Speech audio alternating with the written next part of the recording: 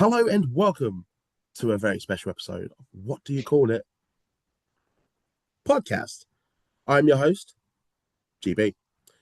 Today's guest last appeared on this podcast 2.5 years ago. I want you all to please welcome back international superstar, current WrestleFest DXB World Heavyweight Champion, Jay LAMROD. Jay, how you been, mate? Man, that it was 2.5 years, wasn't it? It was, It I was think it what, was February February? 2023. Yeah. And because I went back and listened to the episode, it was not long before my birthday. Oh wow. Damn. Well, this one's not long after my birthday, so we're timing it pretty well. Nice, We're nice. Happy timing it. belated Yeah, we're birthday to timing me. it pretty well. Thank you, man. Thank you. Yeah, 2.5 years. 2.5 years. Where's it gone? That's quite crazy, actually, now that I think about it. I didn't even prepare that part because in my head I'm thinking, shit, and now I need to reflect on 2.5 years worth of stuff that's happened. Man. Because a Well, I lot has mean, to happened. answer your question, I'm doing good, thankfully. Thank God. So yeah, I'm all right. How are you, man? I'm good, mate. I'm good. I cannot complain. Still got the podcast. It's still going. It's growing. And That's just most over important. 250 episodes. And I've got you back as a guest. Don't have many returns on the podcast. So count yourself very lucky, Jay. But Jay, Oh, I there's a appreciate lot to that. catch up on, mate. So when we last spoke, you told the fans and the listeners how you became a professional wrestler. You move into Yeah. Dubai. You live in there. You Yeah. expanding the wrestling business over there for WrestleFest DXB. And ultimately, you almost come into terms with the end of your career. We know, spoiler, that did not happen because you are currently an active wrestler and you've done a shitload since. And I'm very happy that that didn't happen. And kayfabe or not, we'll never know. But that's the fun part of wrestling and the fun part of this interview. You get to see me question now with my eyes as he speaks. Did it happen? Did it not? But Jay, mate, never say never in wrestling.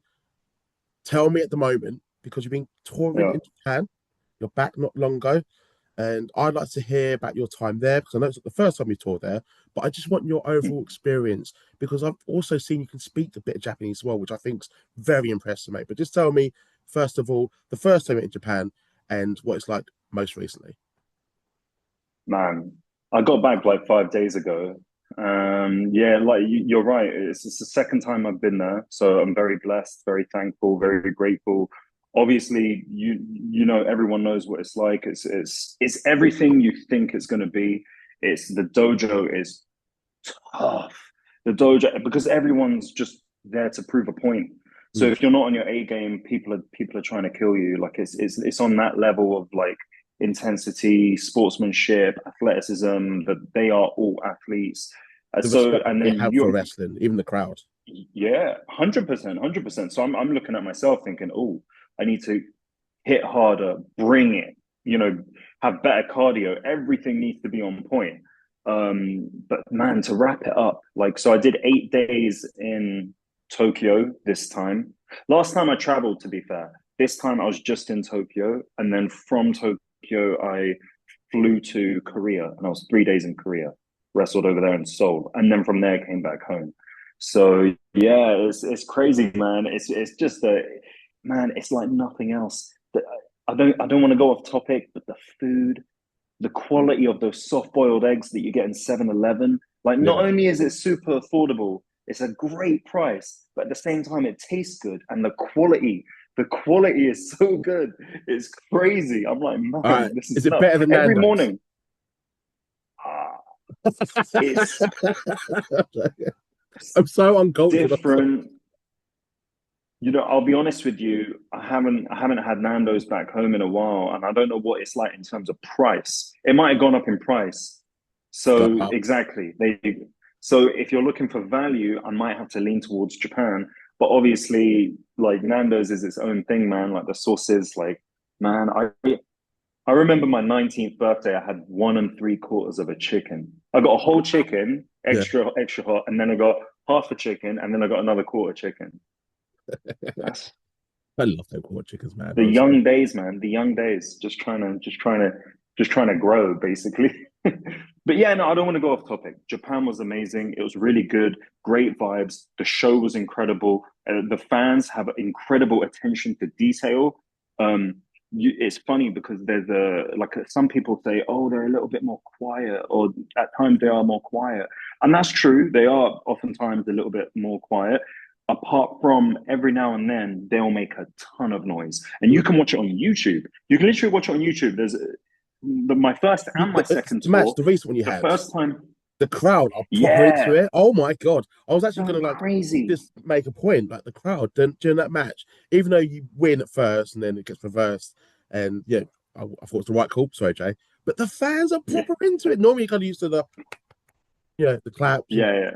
the gas, but mate, it's like an American crowd. Honestly, I thought it was awesome.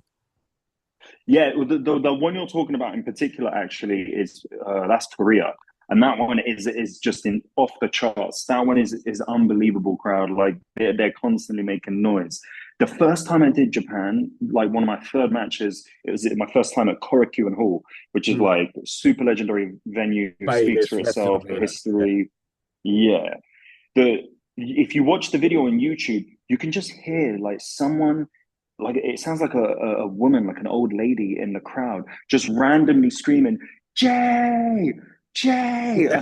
And I was watching the video on YouTube and I was like, was that happening? Was someone screaming? Because obviously in the moment I'm not really paying attention, but when Yeah. you watch over it, you can hear it. And I was like, man.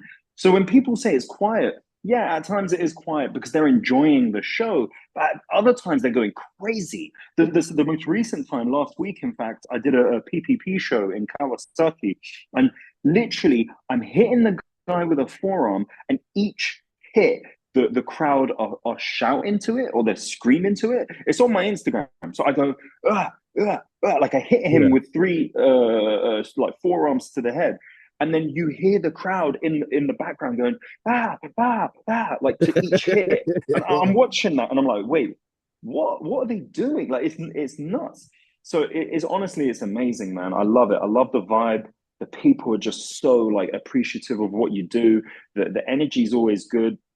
I did three matches last week. The first one was at Korakuen again, my second time. That was about 620 people. Second match was about 110 people, and then my third match at PWS was like another maybe 500 people. And just every time, it's just amazing vibes. Like it's like the first two being in Japan, and then the third one being in Korea. Mm. Just incredible vibes overall. But yeah, the Japan trip was something else, man. Just being out in Tokyo and just like walking around, bumping into wrestlers as well. Like obviously, if you know any people out there, it always helps. If you don't, it's fine as well.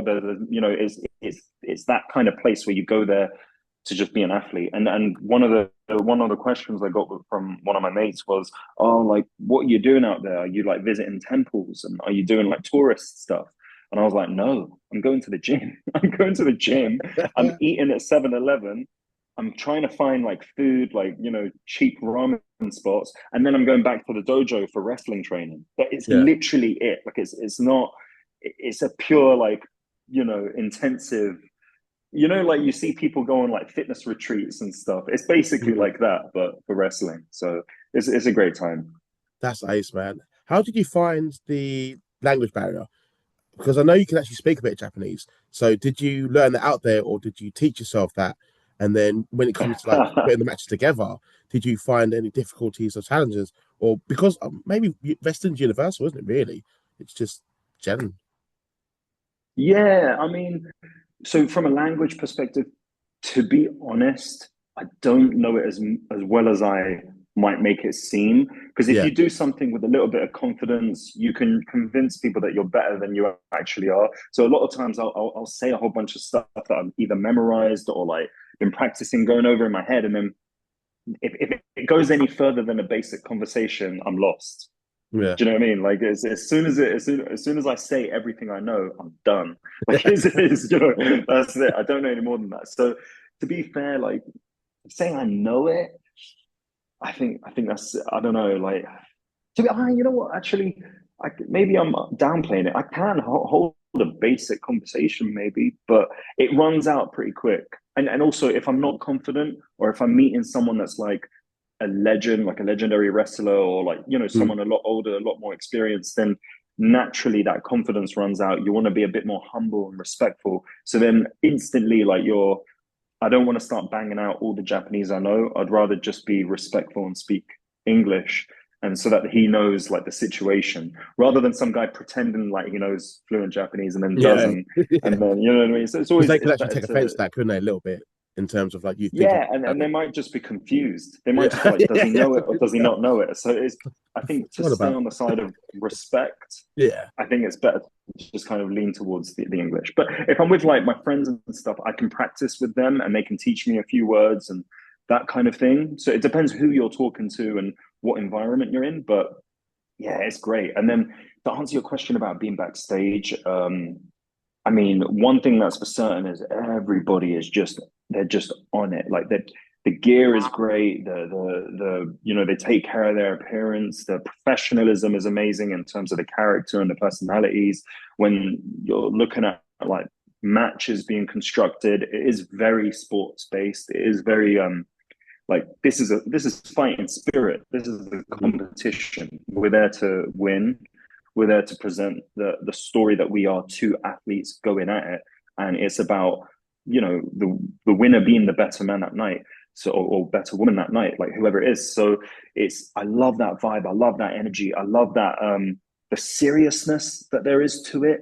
And there are times where I mean, most of the times I've wrestled there now, a lot of the people I'm against don't even speak that much English. So I need to nod my head, listen to some broken English, whatever words that they know, and just need to piece it together. And like you said, a lot of things are universal. Like if you say lariat, we all know what lariat means. yeah, There's a few words here and there that everybody kind of knows unanimously. Some words are interchangeable. You might be describing a suplex, but you might call it a brainbuster or something like that. These are just small things that you kind of learn along the way. And then if there's anything else that you know, like for example, some of the Japanese wrestlers may have spent some time in Mexico, so they might know a little bit of Spanish. So then if you know a little bit of Spanish, then you can come to more of an understanding. So it's yeah. like you're just using whatever you know to come, to kind of cooperate. And it works. It works. Honestly, it works in the end, and it's great. So like it's always a good time. It's always positive vibes, and I just that kind of they want to entertain, they want to tell a good story, they want to leave the fans happy, but they also want to push it to the limit. And I kind of like that. I like that sort of combination there. That's great, man. That's great. And I'm sure you're going to be back for a third tour in 2026. Yeah, I'm pretty sad, mate. But let's discuss Dubai. You're still out there, yeah. really making a name for yourself. So when we last spoke the first time, it's sort of growing.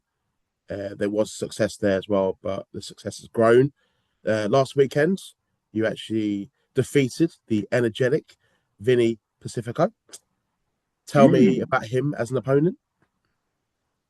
Yeah, he's traveling the world at the minute and Mm, decided to stop off in Dubai. So the planets aligned, and it was a battle, man. It was a battle, and he's done a fair amount himself. Like I was watching his work, I was watching. He's obviously got his history with Ring of Honor. He's done AEW. He's done a whole bunch of stuff. So nothing but respect for him. We had an absolute banger of a match. I loved it. Hard hitting, but the best part about it was the storytelling. yeah. So like one of the things that like I really, really enjoy, and I suppose one of the most important aspects of wrestling to me is the storytelling. It's about entertaining the fans. Like, yes, it's great being an athlete. Yes, it's great having the fighting spirit, hitting hard, doing all these things. But as long as the fans are going home happy, as long as they're genuinely entertained by what you do, then that for me is kind of like number one. It's like the most important. So even you'll even see it sometimes like on my Instagram.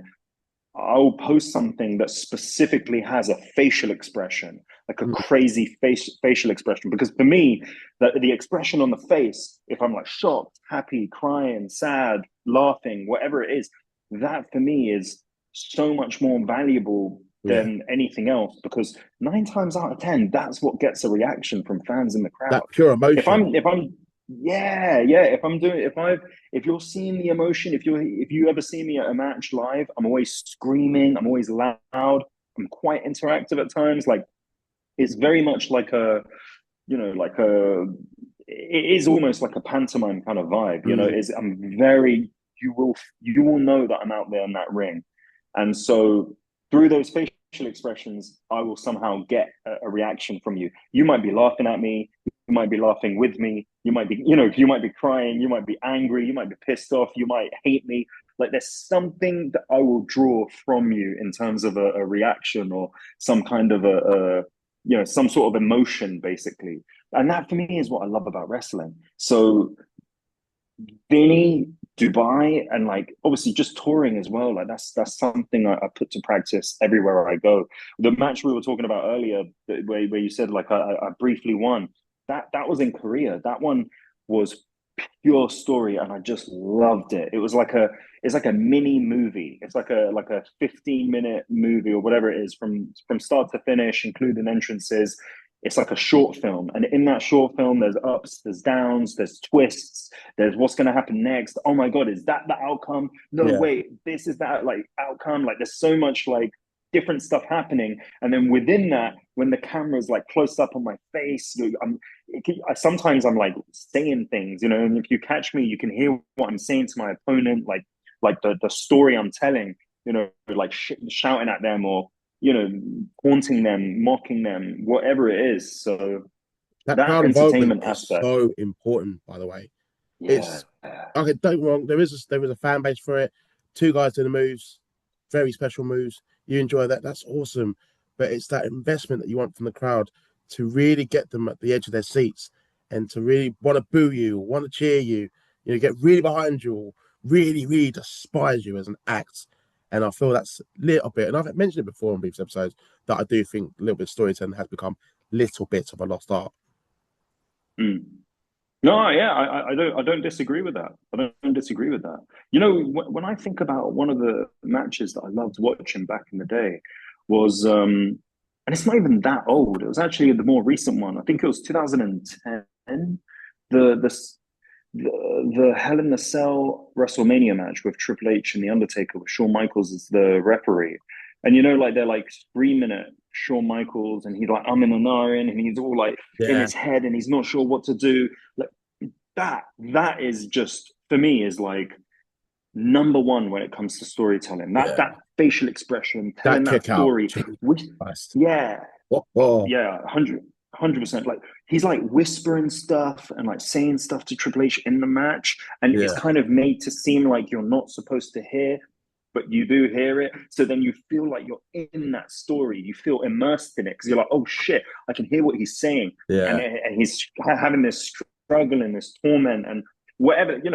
That's one example. There's loads of matches where there's great examples of that, but for me, like that is just the pinnacle. And you're right. You're right. It's not. Maybe that's not done that much or done that often, but when it is done, it's Mm, amazing, man. It's amazing.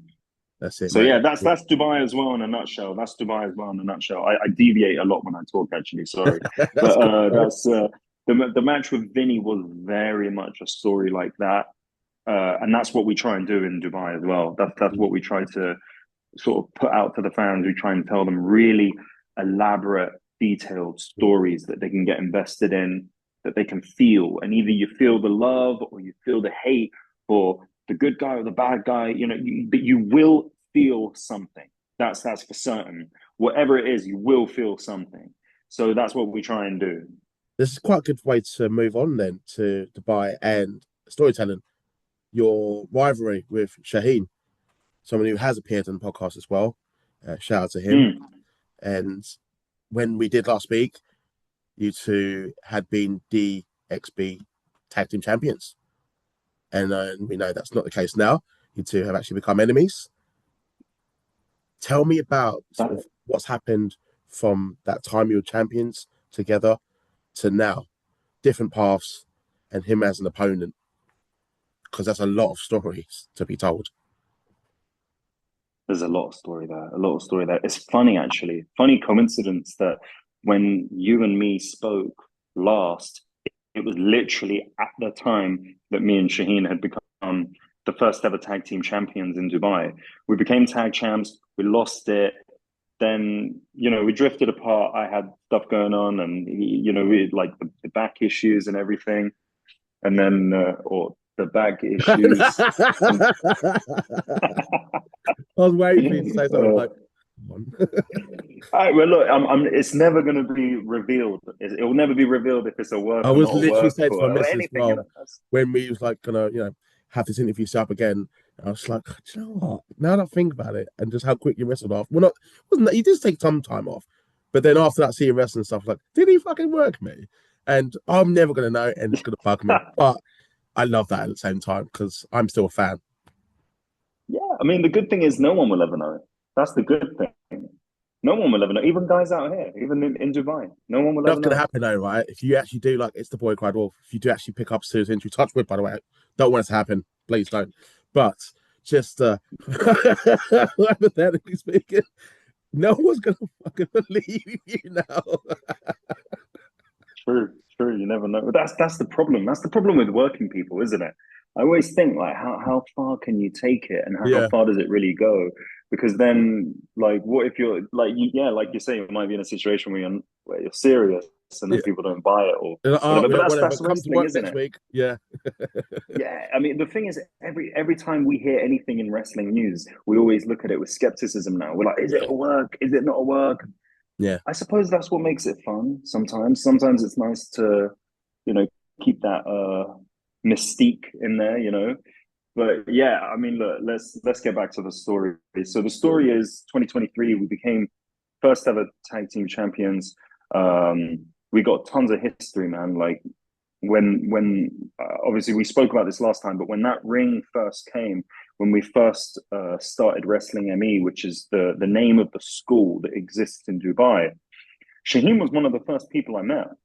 And when that ring came and that van door opened, I went inside to start pulling out the parts, like the pillars and the boards and everything. And he was the person that was standing next to me. He was in there with me pulling things out. So we became very close very quickly because of the love and the passion for wrestling. And in many ways, like I've often said, like we're very aligned on, like, our goals and our ambitions creatively, artistically, wanting to get out there, wanting to travel, wanting to work, just wanting it, just wanting it. And when you share that in common with someone, it's huge. It's huge yeah, because without even saying a word, you can instantly feel that you have this one big thing in common with each other. Even if you don't have it, even if you're not 100% aligned on how you do things, or you go a different path, when you meet someone that is as passionate as you can't help but have that camaraderie, that connection. So, and when I say the history goes deep, and I'm talking about birthdays, I'm talking about traveling the world. We've been in Florida. We've traveled, like, to the US. We've traveled to Singapore. We've traveled to Russia. We've been on many plane rides together, basically. And you can imagine some of these plane rides are long. So when you're traveling, it is literally the story that you hear as a kid growing up. When you're traveling on the road with someone, they do become like family to you. yeah, Because you're just talking all the time. You're out there, like, they're the person that you're seeing more than anyone in like your creative endeavor, basically. So tons of respect, but just as much history as there is, there's also a period where it has to be competition. So we, over the past year, have had probably the leading storyline, if you will, in Dubai. It's been the forefront of the story that we've been trying to tell, and it's touching on all of these sort of key points that I mentioned, having all this history, having this passion, and then it's really a tale of, like, good versus evil, but evil just wanting to eradicate the good, and the good failing to succeed, failing to succeed, failing to succeed, like, against the evil.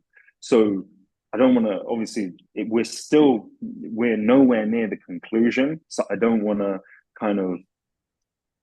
lead you to believe anything. But the question that I'll leave you with is, when good can't beat evil one, two, three times, is there any hope left?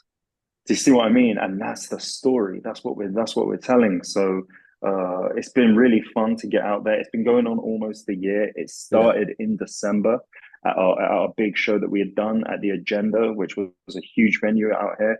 Um, so it's been almost a year. It's been 10 months, in fact, that the feud has started. And we had absolute banger of a match in September. And the story's still going on. I mean, it's far from finished. He is very much like your hero. He's the hometown hero. You know, he's that guy. And I am very much the guy that did what needed to be done to get to the top, to consolidate and retain that power and control, which ultimately power being there was a storyline where essentially I'd stolen like this check for 100,000, and then the control being the champion. So once you're the champion, you call the shot, being in cahoots with the management of the company and the promotion, and like, you know, having that grip on DXB. That's kind of the story that you're seeing unfold. So there's been some crazy stuff. I mean, if you just scroll through the WrestleFest DXB Instagram and you just watch some of the videos, Mm. it really is like a movie. It's like a film, and the editing as well. Shout out to our guys doing the editing. Like it's crazy stuff. So we're far from it being over. I would actually venture to say we're probably just, at the beginning, but at the same time, like a lot's happened, man. A shitload has happened. Yeah. Hello there. I've got a special announcement from my next guest. This is the Turkish delight, the talented Captain Peng himself, the Peckham Playboy, Hakan. Yeah, I heard.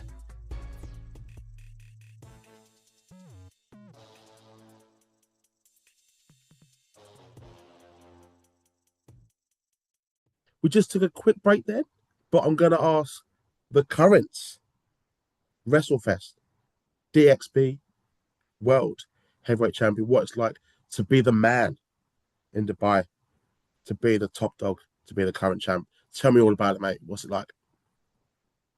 Yeah, I mean, it's what it represents, because being, we've obviously I've mentioned this in the past, but like being a champion in any promotion is obviously a good thing, because it means that the promoter trusts you to, be at the forefront of the team and, represent. But here, even more so, I think it's important, more than anywhere else, I would say, in the world, because we're so young. It's such an early stage. We're in the first few years of the scene on this side of the world existing. So to be Dubai World Champion, it's a responsibility. It's like representing the school, representing the brand, representing the scene.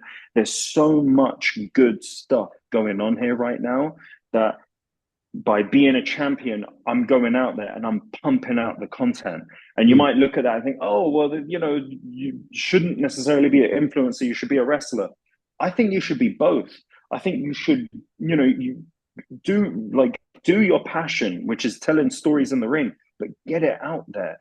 And especially if you're in a scene in a part of the world that is young and hungry and full of ambition, there's like 10, 20 people, maybe 25 people max, including like production and stuff. And everybody's enthusiastic. Everybody's hungry. I mentioned it earlier, the wrestling school here is called Wrestling ME. That, in my honest opinion, probably is the best school in the region. I mean, like I said, like earlier when we were talking about Japan, like I've been to schools in other countries around the world. I can honestly say the school in here in Dubai could be one of the best in the world in terms of the facilities, in terms of what you've got available, in terms of the amount of effort that the guys and the team are putting in. That's one aspect of it.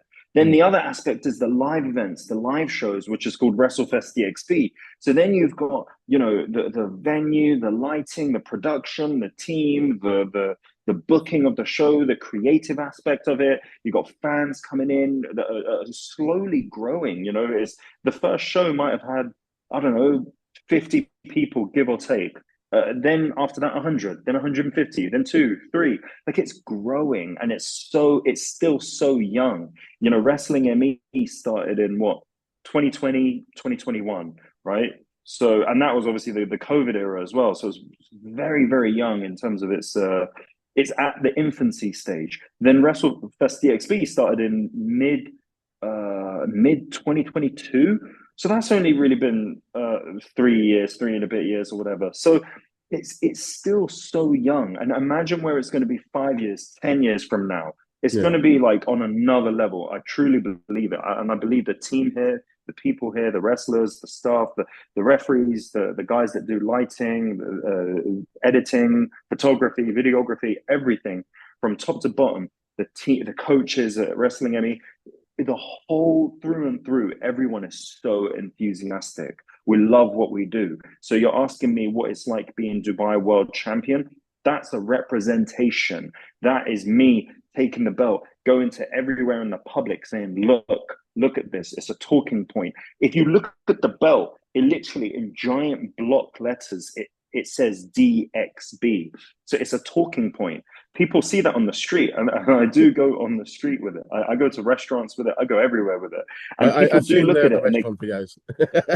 Yeah, 100%. I do Love it. food challenges and stuff, and I got people staring at the belt, and they want to touch it. They want to take photos with it. They want to ask about it. Yeah. Who is it? What is it? Where is it? How can I find out more about it? Oh, well, you can come to this venue. You can come to this show in the next few weeks. It's going to be this.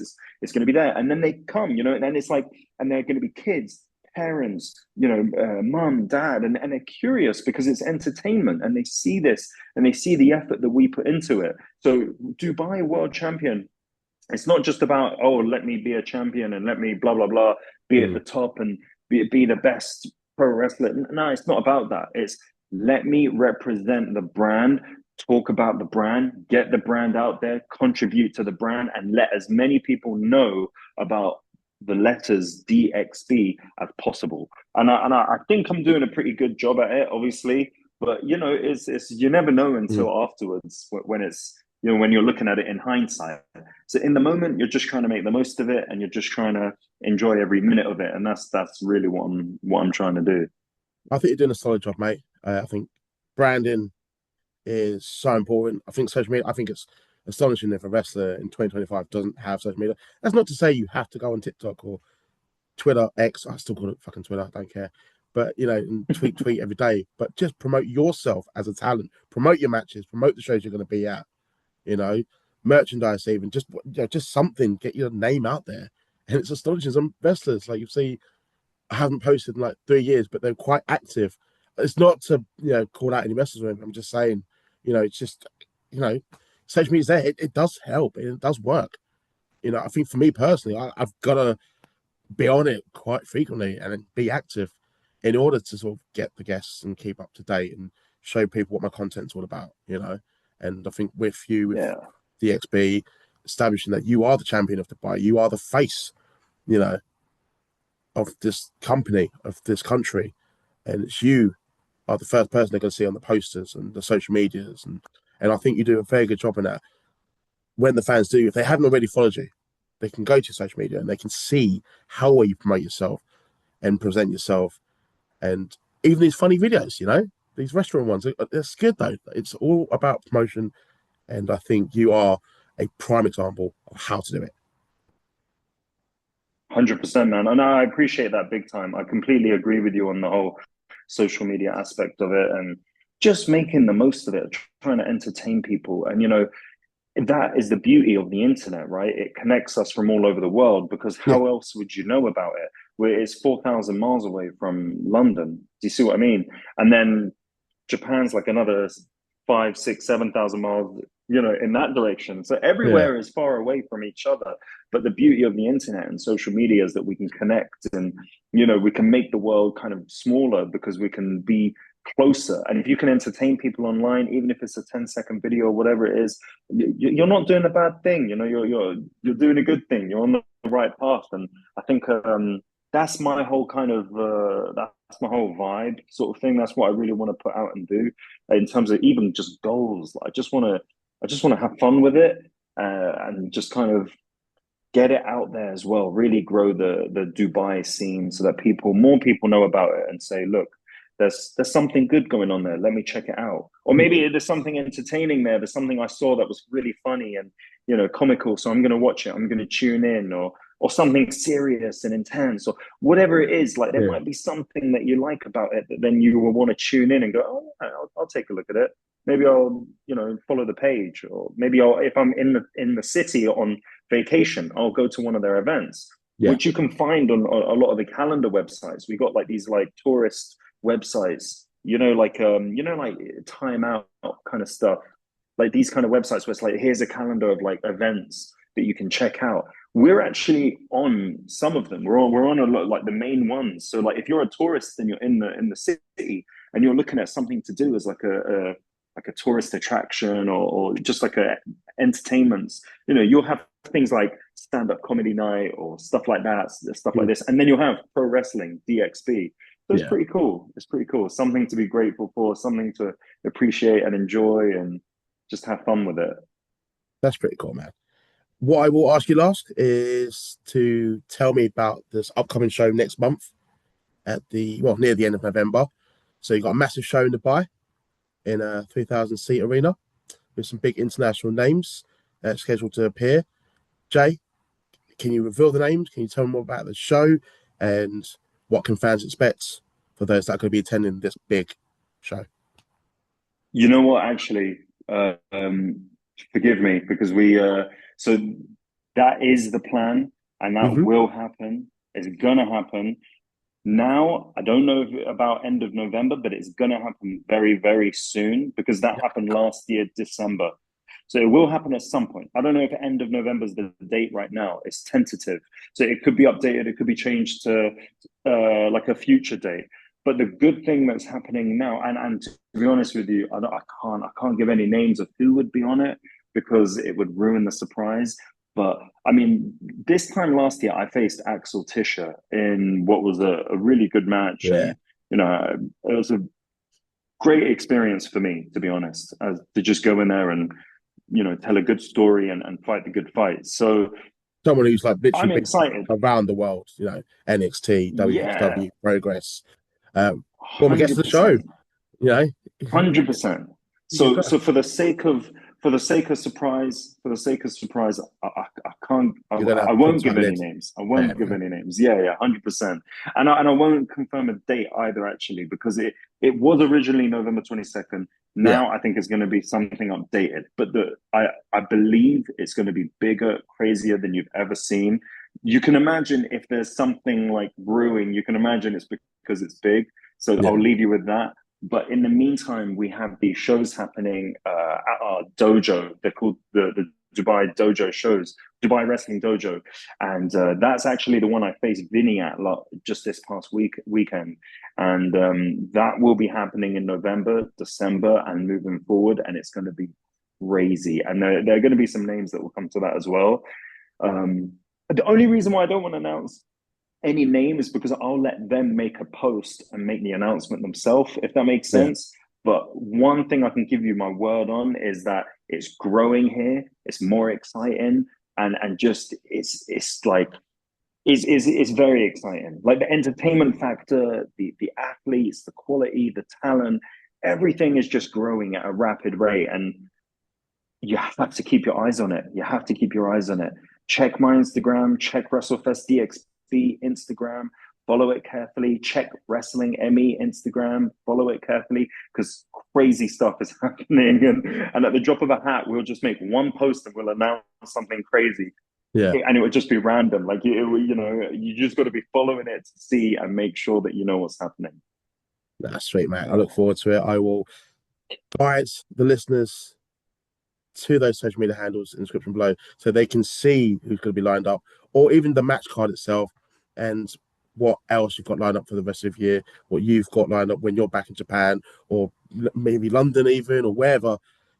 I will point them to your social media handles, mate, because I think it's definitely worth following you. But I'm going to ask you this question again, and I think it's the first time I've asked someone twice this signature question. You know exactly what I'm going to ask. I'm not going to reveal to you. I'm not trying to do what you did, but I just think it'd be quite fun to see if you say the same people or not. But 3 dream dinner guests for your dream party, dead or alive, fiction, non-fiction, whatever, whoever, doesn't matter, mate. 3 people. Give me the first one. Go. Actually, no, I can't remember number 3, but I remember the first 2. Can't remember like a fucking goldfish. I don't remember what I said. I swear, I don't remember. But Well, I'll give you a hint. come One up, was a very historical figure, but very controversial figure. Not he doesn't have a mustache. Not that person. Not famous. Not him. so yeah, first and foremost, I would say Jesus. Fair, fair. I would love to have Jesus at dinner. Secondly, I would love to have Jim Carrey because he's quite Yeah. funny and we'll crack some jokes. It'll be light-hearted comedy, Jim like, Carrey, you know, Jesus. yeah. And then thirdly, actually, just because I want to have some conversations about wrestling. I really want to keep it within the business. Paul Levesque. Triple H. Imagine having dinner. Yeah, Yeah. 100%. Like, just you have to, because I can't talk about wrestling with Jesus or Jim Carrey, but I have to talk about wrestling with No, someone. I reckon Jesus. I reckon he was a mark for wrestling. I reckon he was. True, You know? yeah, that's true. Actually, Jesus that's didn't true. turn up, Actually, fight yeah. forever. Yeah, that's true. Actually, no, you know what? Actually, yeah, 1 and 2 could probably appreciate a good wrestling show, Yeah. but I feel like, yeah, Triple H. I would love to. I'd love to have dinner and just pick his brain and chop it up. Nice. Jesus go like Jesus Triple H, like I am that damn good. Like just if anyone wants to do a thumbnail for that, by the way, Jesus, Triple H, and Jim Carrey, please feel free to do that. Jay, is there anything else you want to say? It's been great catching up with you. Nearly 3 years, since last spoke, but sort of we do keep up to date. Social media, so again, the benefits, even though different parts of the world, we're still able to communicate at the same time, because of the power of social media. Yeah, I mean, look, I'm blessed and I'm grateful, and I consider myself, just fortunate to just chase a dream that I had when I was 8 years old. I was literally an 8-year-old working class kid in North London, just watching wrestling on Channel 5 because we didn't have money for Sky Sports, and you needed, what Sky Sports is, right, with the cable and stuff. Yeah, Like we didn't have absolutely. that. We just had preview, and so growing up, and just wanting to just do something creatively, artistically, even if it's a hobby on the weekends or more, whatever it is, it's just fun to be able to just go out there and do something that I enjoyed watching as a kid. And so there's nothing I look forward to more than that. So I'm very grateful, and I can travel the world and say that I've traveled the world doing it and been to places like Korea, Japan, Russia, Singapore, the list goes on. So it's exciting, man. I'm blessed and grateful, and it's really nice to kind of grow the scene here in Dubai, because it's just seeing these guys and the team and everything, the love that they've got for it, it's really motivating. And it reminds you why you became a fan. We're all fans, aren't we? We all love watching it. We all love tuning in. So to be able to actually take part and do something creatively that I feel fulfilled on a Saturday afternoon, there's no better feeling than that. There's no better feeling than that. I know how artists feel when they, get a fresh canvas and they're about to begin painting, and they've got that vision in their head. And then once they finally finish and complete it, that proud feeling of looking at it and being like, I just did something really cool, and it's really nice, and it's, it's good vibes, and it was enjoyable doing it. That's the feeling I get. So I'm grateful. Hopefully you're not going to be hanging up that canvas too soon, and you're back. It's all good, mate. So so Jay, thank you for coming on, mate. It's been a blast. I'm glad you reached out to me, and I'm very, very glad that I've got to speak to you again. Hopefully we don't leave it too long again, but if we do, I'm sure you're going to achieve so much more, and Dubai, the wrestling scene, is just going to continue growing and growing, and I'm sure you've only just scratched the surface. I'm sure there's bigger things to happen for you guys over there. So I do wish you all good luck over there. But Jay, thank you very much for your time. For all the listeners out there, give Jay a follow, give DXB a follow. Just keep an eye out on the wrestling scene in Dubai. Like this video, subscribe to the channel, give me a follow on my social media handles in the description below, and keep an eye on what I've got lined up for the rest of the year. But for now, everyone, take care.